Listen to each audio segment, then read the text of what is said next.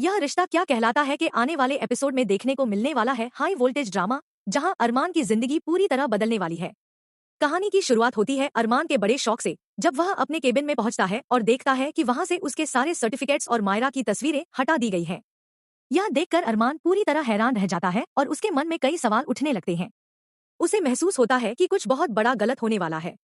इसके बाद अरमान meeting attend करने पहुंचता है, लेकिन जैसे ही उसकी नजर मित्तल पर पड़ती है, उसे समझ आ जाता है कि उसके खिलाफ कोई बड़ी चाल चली गई है। अरमान साफ शब्दों में कह देता है कि वह मित्तल के साथ काम नहीं करेगा।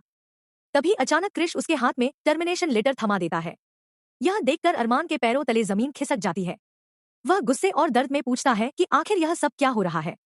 तभी मित्तल सच सामने लाता है कि संजय और क्रिश दोनों ने ही टर्मिनेशन पेपर्स पर साइन कर दिए हैं और अब कंपनी से अरमान को बाहर कर दिया गया है। अपने ही पिता और भाई के इस धोखे से अरमान पूरी तरह टूट जाता है। उसे सबसे ज्यादा दर्द इस बात का होता है कि जिन लोगों पर उसने सबसे ज्यादा भरोसा किया, उन्हीं लोगों ने उसकी पीठ में छुरा घोंपा। इतना ही नहीं, बोर्ड मेंबर्स भी उसका साथ देने से इनकार कर देते हैं। उधर ऑफिस में अरमान का दर्द धीरे धीरे गुस्से में बदल जाता है।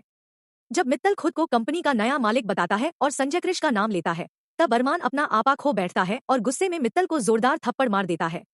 साथ ही वह चैलेंज करता है कि वह अपनी दादाजी की बनाई हुई लेक्सी किसी भी कीमत पर वापस लेकर रहेगा। इसके बाद अरमान टूटकर अभीरा के पास पहुंचता है।